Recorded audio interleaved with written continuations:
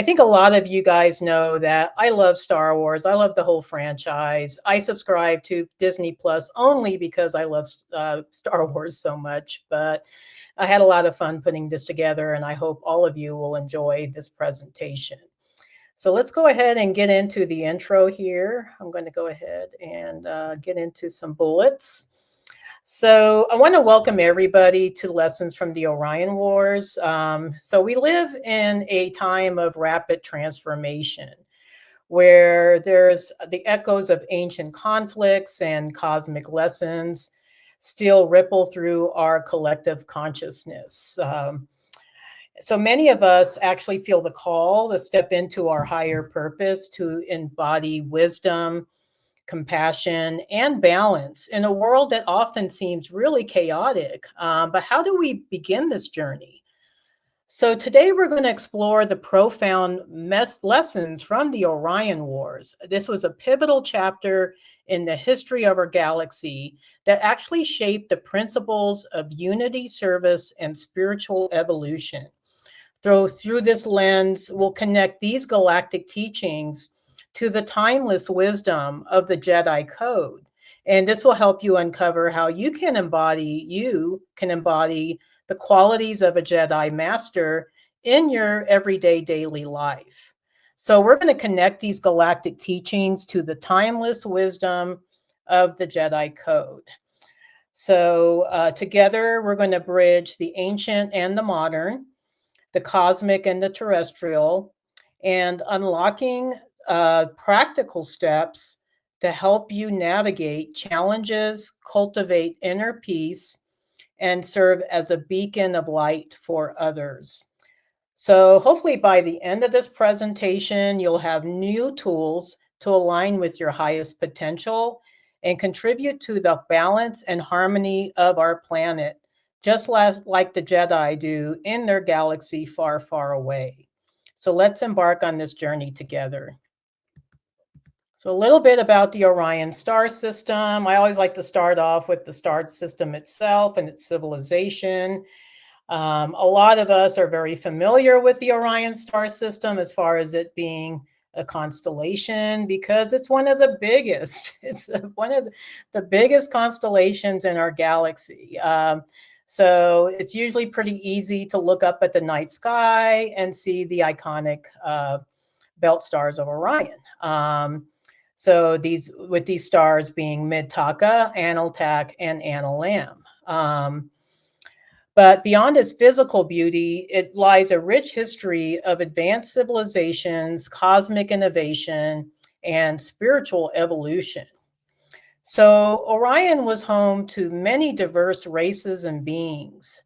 And I'm going to talk more about these different beings when we get deeper into this presentation. But these beings were, many of them were physical, but there was also non-physical beings, such as the Orion Light Councils and other beings, spanning a spectrum of light and dark energies.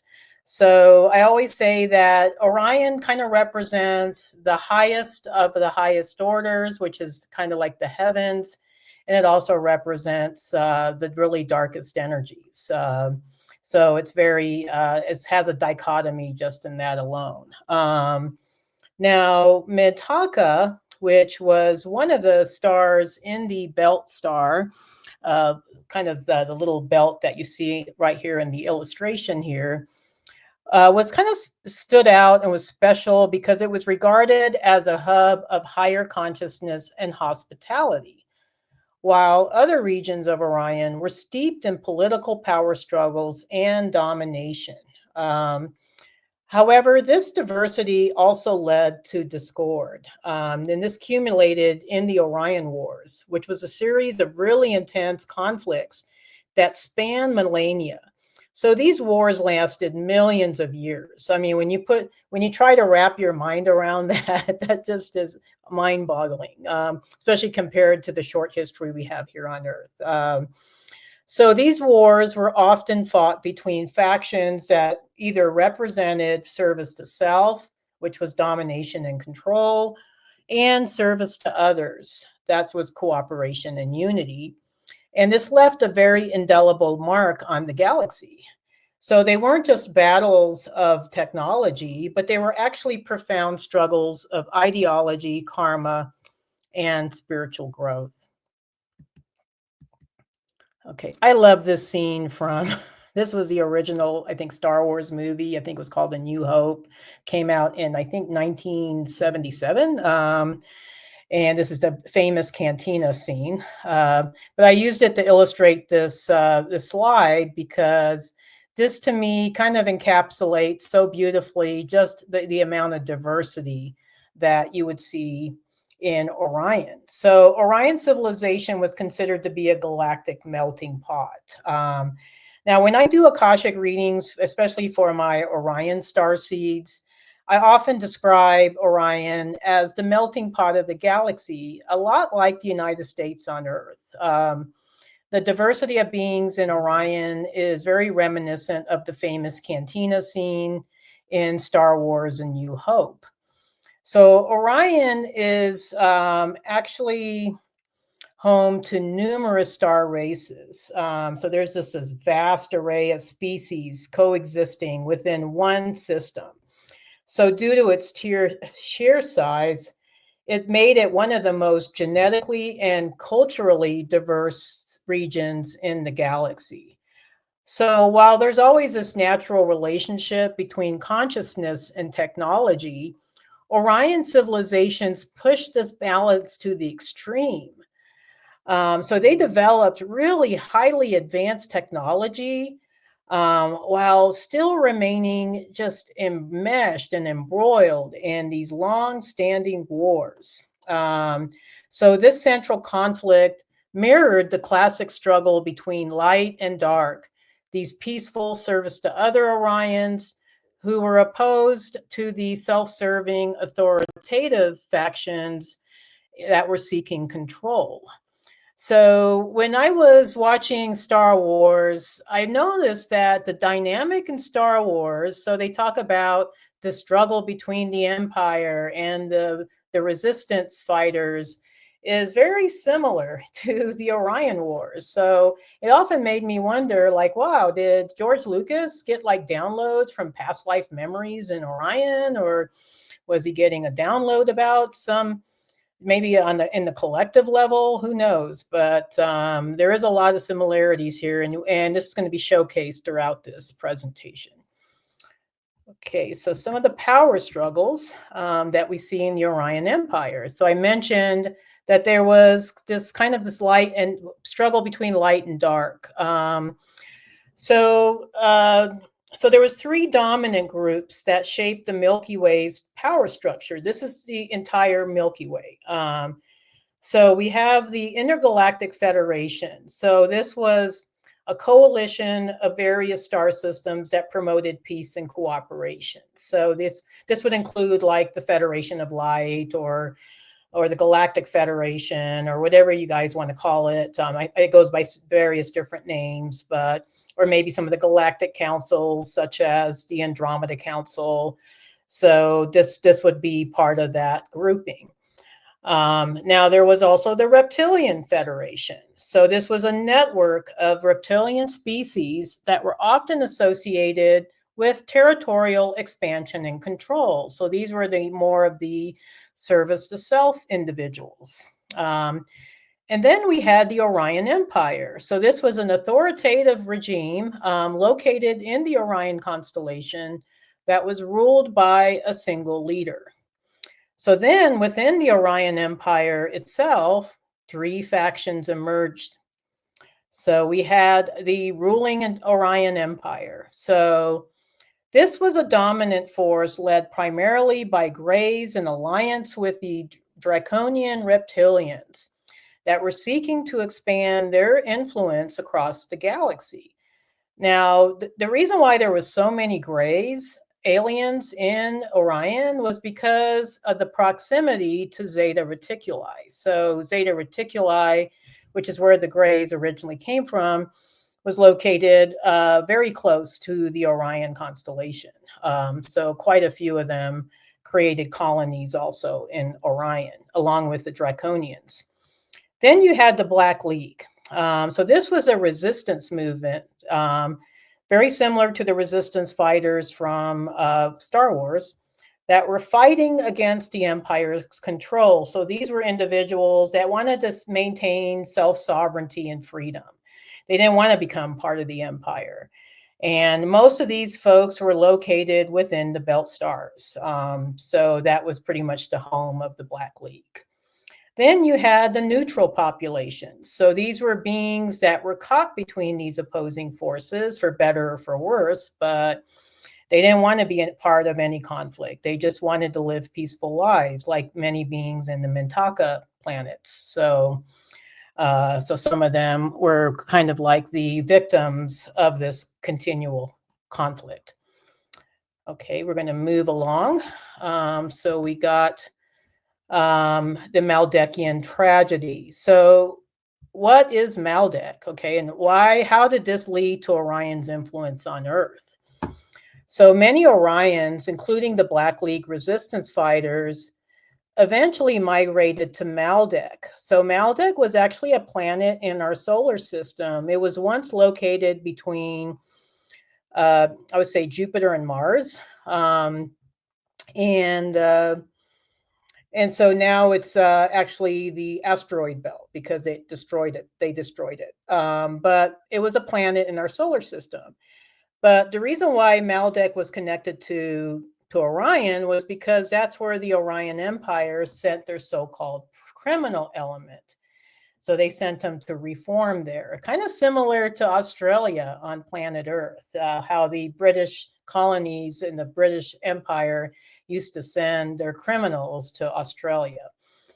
However, just like their home world, Maldek eventually became consumed by war, and there was a civil war, and it was ultimately destroyed, leaving behind the asteroid belt between Mars and Jupiter. So following the destruction of Maldek, many of its former inhabitants reincarnated on Mars and Earth, particularly during the time of Atlantis. So a lot of you may have heard me talk about Atlantis, how it was once a very spiritual civilization, but then it became corrupted by these negative Orion factions that were integrating themselves into the political structure of Atlantis.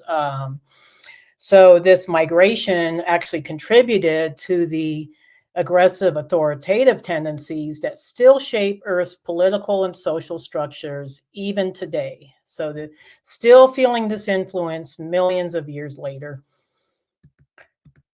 Okay, so what is Orion's lasting influence on Earth? So not all of it's bad, okay? I always kind of like to preface that Orion wasn't totally negative. There was a lot of many great things that came out of Orion. Like Neil was mentioning earlier, there was many civilizations on Earth that were aligned with Orion, were influenced by Orion, such as the pyramids of Giza and some of the Aztec and Inca and Mayan temples, also very aligned with Orion.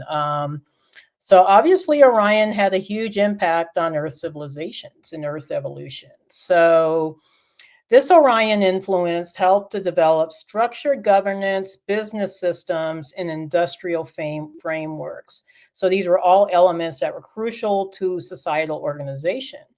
So Orion actually brought structure to planet Earth, which without structure, without a set of rules, or you just have anarchy and chaos, So there was some good things that came out of Orion.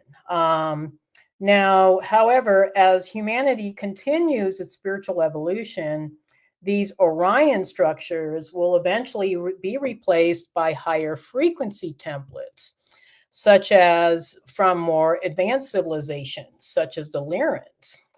So eventually we're going to become much more aligned with kind of the Lyran Vega templates rather than the old Orion Sirian templates, So as we continue to evolve, some of these old authoritative structures are going to fall away.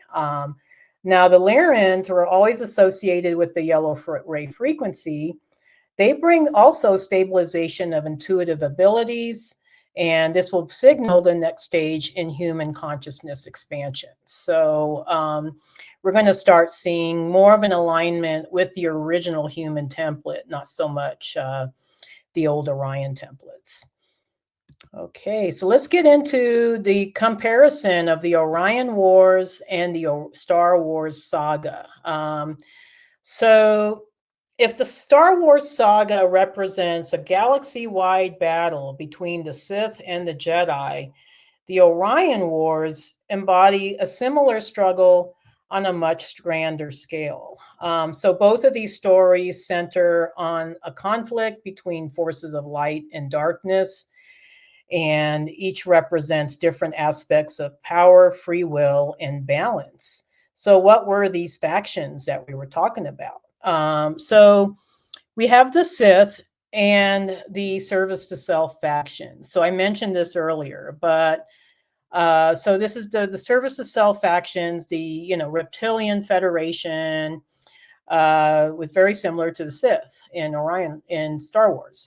So in Orion Wars, these certain factions sought to dominate, control, and manipulate others, much like the Sith in Star Wars. In the service to others factions that were similar to the Jedi from Star Wars, so this is the opposing side, these were beings that were aligned with the principles of unity, service, and compassion that fought very, very valiantly to preserve free will and harmony. And then you had this galactic ripple effect.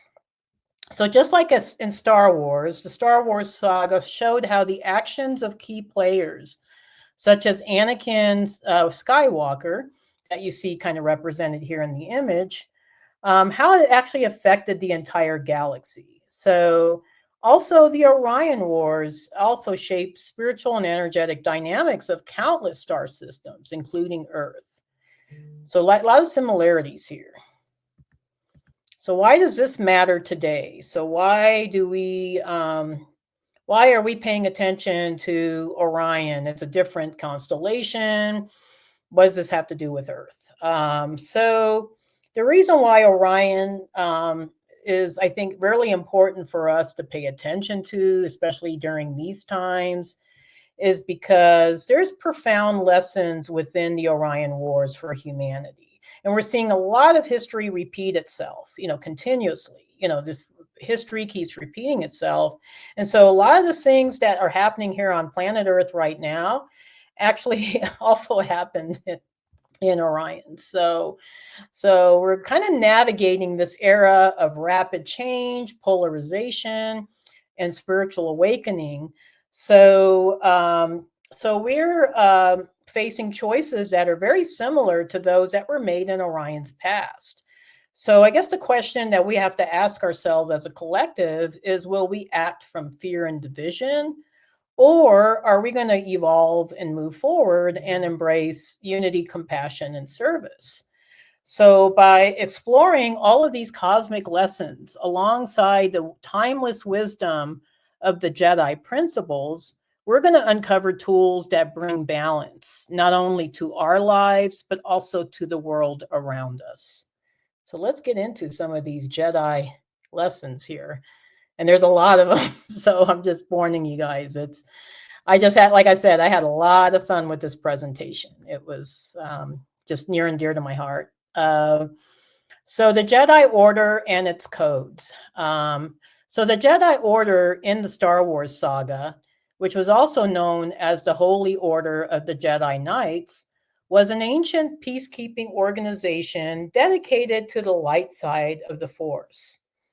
So for thousands and thousands of generations, the Jedi served as guardians of peace and justice in the Galactic Republic, often facing trials orchestrated by their dark side counterparts, the Sith. So at the heart of the Jedi philosophy was the Jedi Code. So this was a set of guiding principles emphasizing discipline, balance, and service to others. So this was the classic mantra. This is the classic Jedi mantra. There is no emotion, there is peace. There's no ignorance, there's knowledge. There is no passion, there is serenity. There is no chaos, there is harmony. There is no death, there is the Force.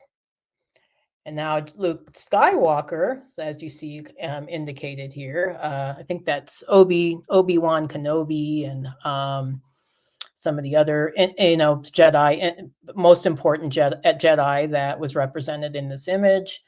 So Luke Skywalker, who you see indicated in the image, later introduced a more modern interpretation of the code to the students at his junior Jedi Academy. So what he proposed was that Jedi are the guardians of peace in the galaxy. Jedi use their powers to defend and protect, never to attack others. Jedi respect all life in any form. Jedi serve others rather than ruling over them for the good of the galaxy. The Jedi seek to improve themselves through knowledge and training. So the Jedi philosophy emphasizes mindfulness, self-mastery, and alignment with the light. They are to be reminded that anger, fear, and aggression, they lead to the dark side. And we saw this really illustrated beautifully with Anakin Skywalker, throughout the whole Star Wars saga, that he was a Jedi, he was initially of the light, but then because he let his anger consume him, he eventually fell into the dark side and became Darth Vader, so that's a, cautionary tale for a lot of us. And, also the reminder that the Force should only be used for knowledge and defense. So we should never use the Force just for power and control. Now, I love what Master Yoda used to always say. So he always famously taught, there is no try, only do. I think a lot of us, especially on, in our current, societal structure today, and I think because of the way we were raised, and we always say like, oh, I'm going to try to do this, or I'm going to try to get this done. And I really hate the word try, because it implies that we're not going to do it, or that we're not going to complete it. So I really love this saying, because there is no try. Either do it or you don't, So love that by Master Yoda. Now a Jedi would always make a promise. So the promise is a big, deepest commitment for them. So this is a commitment that is lifelong for a Jedi. So their commitment is to require calm focus, discipline, and unwavering dedication to their training and principles. And we're going to talk a little more about what these different principles are and how this applies to us today. So I'm just kind of segueing to that as we're working towards this, initial description of the Jedi.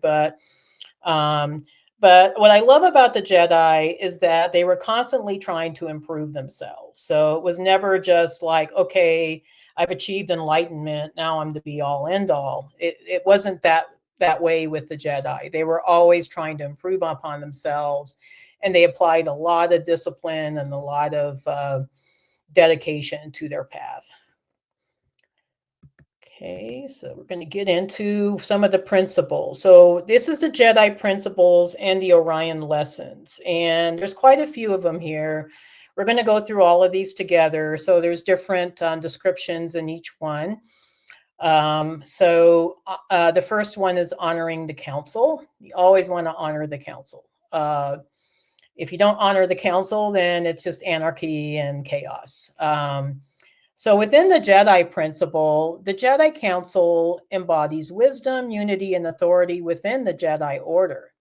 So a Jedi tasked with a mission is not merely an individual, but it's a representation of the entire order. So they're actually representatives of the order. So they are entrusted to carry its values and speak with its voice. And then we saw also just examples throughout the Star Wars saga of some of the Jedi who didn't want to honor the council, that were constantly rebelling against the council, and they fell into darkness because of that. Now, the Orion Galactic perspective. So when I was looking at kind of the correlation between the council and Orion, the closest correlation I could find was the Orion Light Council. So the excuse me, I can't speak today. The Orion Light Council mirrors this structure as the governing authority for the quadrant of the universe it oversees. And so the Orion Light Council was actually located in the Orion Nebula, but it also oversees components within the constellation. So as with the Jedi Council, its authority stemmed not from power, but from alignment with higher universal laws and divine guidance. So members of this council has to act as emissaries of balance and cosmic order. So what's this lesson that we're going to synthesize here with the council? So to honor a council, whether it be the Jedi or the Orion Light Council, is to act with mindfulness, humility, and alignment to a greater purpose. Now, how does this relate to us? So this relates to humans and especially star seeds on Earth today. So on Earth, this principle applies to anyone who holds a position of responsibility. So this would be leaders, teachers, healers, and all of us who guide others on their spiritual or personal journeys. So just like the Jedi and the Orion Council members had to act with integrity, we too must recognize that our actions and words have a ripple effect. So it's not just about, I see a lot of, star seeds and practitioners sometimes fall into ego. And they start off with good intentions, and then their egos or their desire for fame or money get the best of them, and then they fall into darkness. So this is just a reminder of us that there's this higher order that we all need to abide by. And so in a world that's filled with misinformation and division, we are all called to be mindful representations of the truth, justice, and unity. So by embodying wisdom, practicing discernment, and always acting with integrity, we uphold this balance, not just for ourselves, but also for the collective evolution of humanity. Okay, getting to the next principle here. So we have guardianship of balance. This is number 2. So the Jedi are guardians of peace and justice in the galaxy. So their role was always to maintain balance, which requires discernment and a connection to the Force to act in harmony with its flow. Now, how did this compare to the Orion Galactic perspective?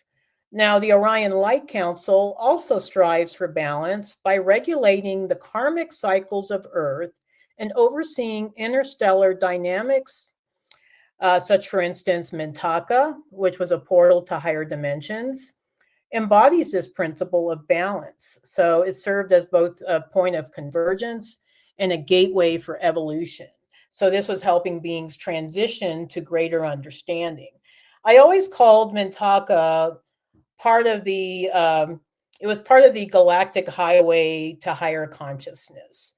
It was kind of a bridge between the Orion Light Councils and the Arcturus star system. So Mintaka has a very close relationship with the Arcturus Stargate for that reason, because it was considered to be a portal to these higher dimensions. So it wasn't just a water planet or just had aquatic beings. It was actually the home of the Galactic Federation, at least their branch in the Orion system, and many star people from other systems also came to Mintaka to be a part of this not just a principle of balance, but also to embody this continual evolution and connection to the higher realms. This is where the heaven aspects of Orion comes in. So the lesson that's being synthesized here is this guardianship of balance demands sensitivity to both immediate circumstances and universal flow. So whether guided by the Force or by cosmic laws, balance requires adaptability, insight, and trust in our own divine orchestration. Now, how does this relate to humans and especially us starseeds on Earth today? So, in our world, maintaining balance is just as crucial as it was in Orion. So, whether in our personal lives, communities, or global affairs, we are constantly navigating the interplay of light and dark, chaos and order, action and stillness. So, just like the Jedi and the Orion Light Council, we are called to be conscious stewards of balance, not just within ourselves, but also with the world around us. So, on an individual level, this would mean cultivating emotional intelligence and making mindful decisions and responding to challenges with wisdom rather than reactionary impulses. So, just like a Jedi must sense the Force to act in harmony with it, we too must develop our intuition and awareness to navigate life's complexities with grace. Okay, getting into the third principle, service to others. This is a really important one, service to others. So, the Jedi principle in relation to service to others, it emphasizes selflessness.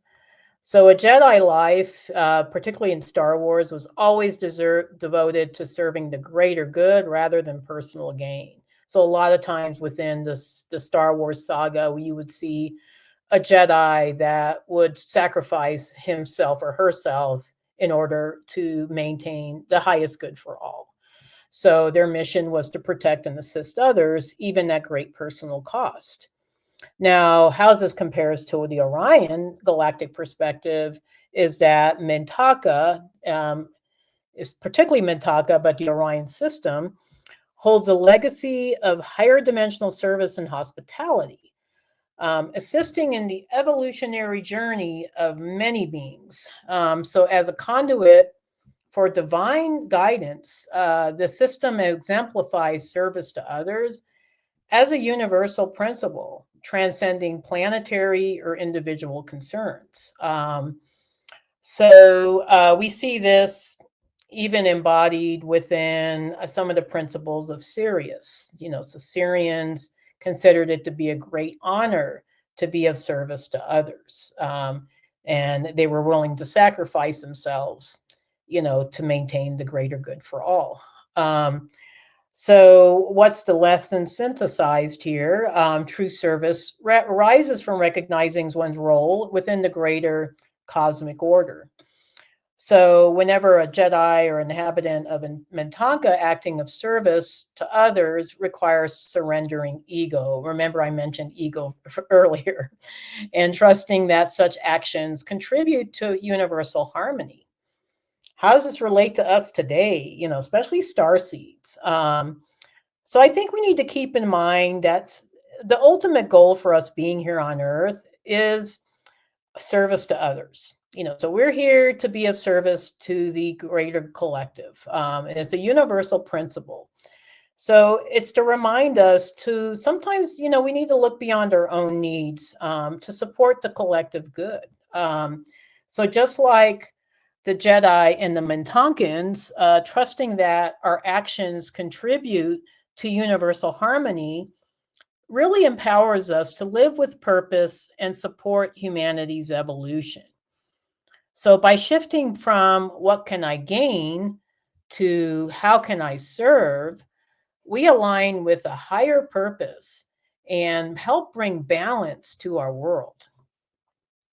Okay, this is another one that I think is going to resonate with a lot of you here. So number 4 is alignment with universal truth.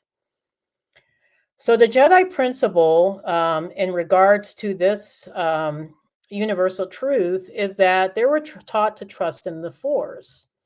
So this is a pervasive, unifying energy that connects all life. Now, I think when they were referring to the Force, we refer to that as source energy, so this is the flow, the universal flow, the greater intelligence.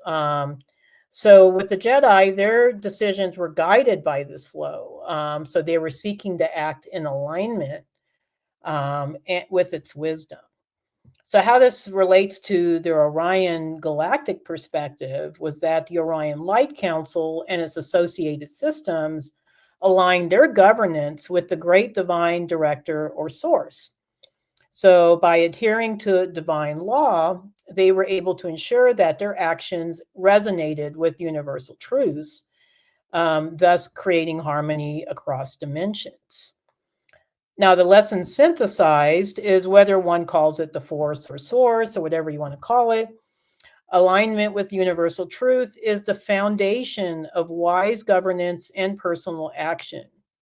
So this is where our intuition, and our connection with our higher selves and the higher galactic realms really is important. So both the Jedi and the Orion system teach that true wisdom arises when individuals and councils act as conduits for higher guidance rather than from self-interest.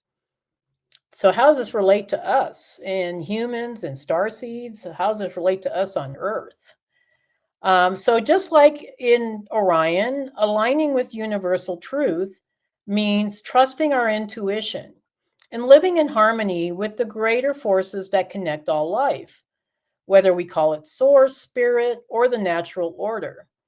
It's about making decisions from a place of authenticity and integrity, letting go of fear and ego, and acting in ways that benefit the whole. So how this might look like for you is following your inner calling, maybe nurturing meaningful relationships with other like-minded people or beings, or making choices that honor the planet and others around you. So just like the Jedi and the Orion Light Council, when we trust in this higher flow and stay true to the universal principles, we create more balance and harmony in our lives and on the planet. There's another interesting one here, bridging dimensions. So a lot of us are feeling like we're shifting between dimensions, so we're sometimes in the third dimension, sometimes we're residing in the fourth. Sometimes if we're really in tune, we might be connected to the fifth. So we saw this exemplified even in Star Wars and in the Orion system.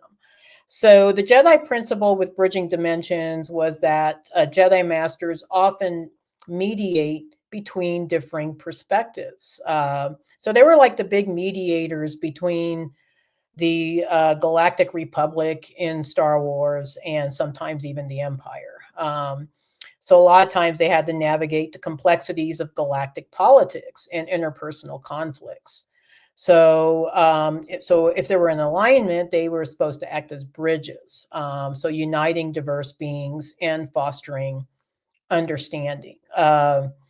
So the Orion component of this was Mintaka as the doorway to other universes and home to higher dimensional entities, exemplified this role of bridging realms.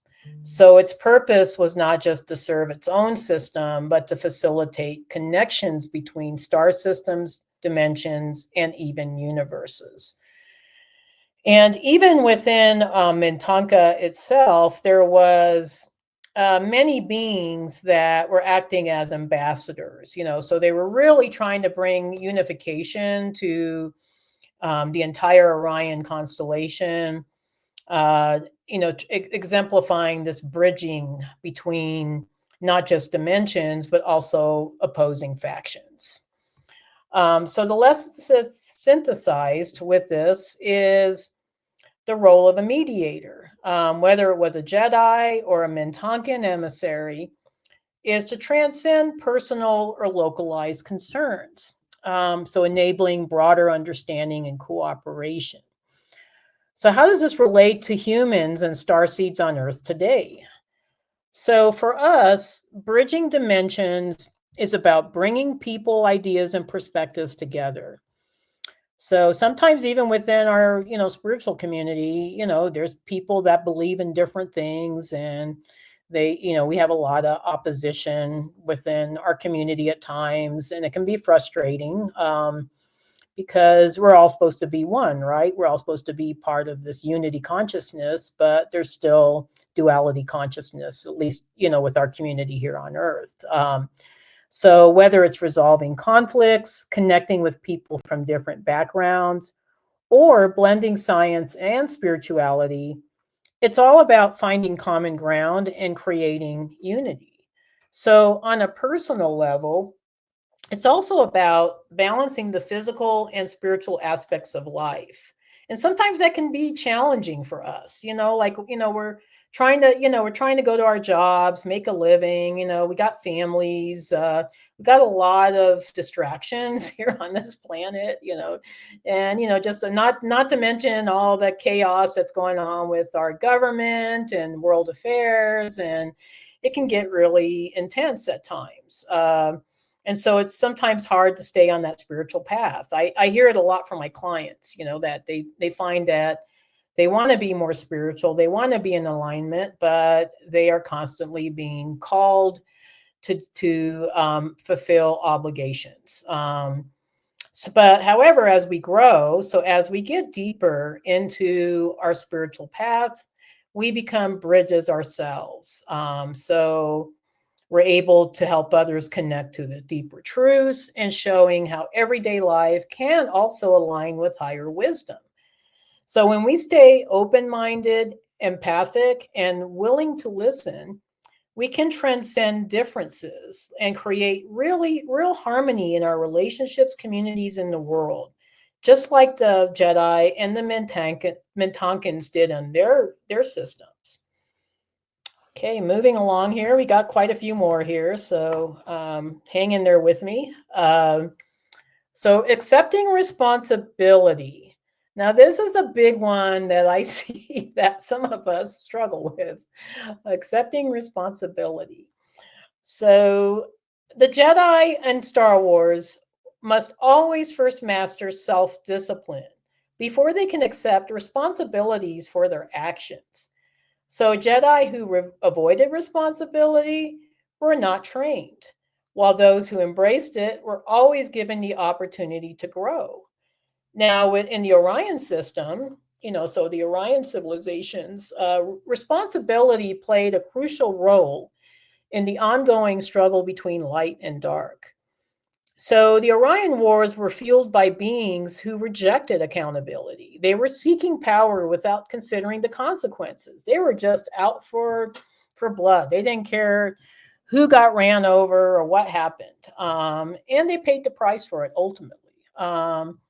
Now, over time, those who embraced responsibility were able to help shift Orion, the entire Orion system, towards higher consciousness.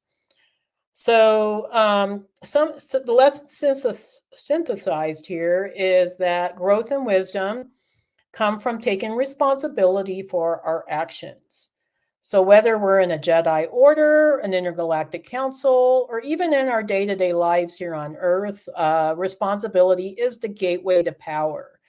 And I don't mean this in a dominating sense, but in the ability to create meaningful change. I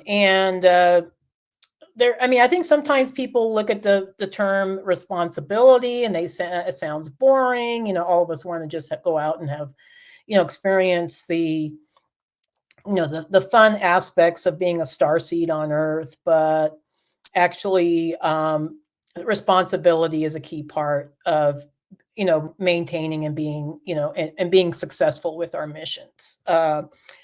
And speaking of that, how does this relate to starseeds? So on Earth, like I said, it's the key to personal and collective evolution. It is responsibility. Yeah. So when you start avoiding accountability, it can often lead to cycles of conflict, just like a lot of that seen in the Orion past. So those of us who take responsibility for change become pioneers. And we've seen this play out in history quite a bit, so sometimes you have somebody that decides to take a stand, and they're the only person that's taken a stand. And sometimes, for better or for worse, usually for worse, at least on in Earth's history. While those who blame others, and I've seen some people that are always blaming others. They always blame somebody else for their mishaps, and I call that being a victim, or somebody calls it the victim Olympics, so they're just constantly blaming others and they're not taking responsibility for their actions. And then they remain stuck in old patterns. So just like the Jedi had to first master self-discipline to wield the Force effectively, we too have to own our own choices to shape a better future for ourselves and the world. Okay. We see a lot of this right now on planet Earth. Number 7, resisting exploitation and rebellion. A lot of exploitation on planet Earth, and also some rebellion. Okay, so, um, and is that a good thing? Sometimes, but a lot of times, not so much. So, what's the Jedi principle around resisting exploitation and rebellion? So the Jedi were actually taught to resist the pull of selfishness and exploitation because they know that these actions would only lead to an imbalance and suffering. So true power, at least in the Jedi way, came from disciplined service and alignment with the Force, not from exploitation or domination. And from the Orion Galactic perspectives, I want to bring in the Orion Space Pirates. So we haven't talked about them yet. So who were the Orion Space Pirates? So the Orion also had a lot of pirating, trafficking, slavery throughout, the entire system. And these were beings that were definitely service to self. They weren't necessarily part of the Empire. As a matter of fact, they were their own faction, but they were just out as, I would say, beings that were just mainly looking out for themselves, so they were just trying to profit from the chaos that was occurring in Orion during that time. So they represent a cautionary tale of rebellion without accountability. So by exploiting resources, trafficking life forms, and disregarding the harmony of the greater whole. So how does this compare to Earth? We see the Epstein files, P. Diddy, so we're seeing a lot of this replaying on planet Earth today. So just like those individuals, we had the space pirates who were creating chaos and conflict. So their actions mirrored the dark history of Orion's own internal wars, whose self-serving factions prioritized personal gain over collective well-being. This is what the Jedi were totally against. So they weren't into it for themselves. They were into this whole thing for the collective good, whereas the Orion Space Pirates, it was quite the opposite. So what's the lesson here? Exploitation and rebellion could yield some temporary gains. But what they ultimately lead to is imbalance and eventual societal collapse. So the true lesson lies in recognizing that the harm caused by selfishness and choosing a higher path. So that's one that serves the greater good and fosters cooperation. So how does this relate to humans and starseeds on Earth today?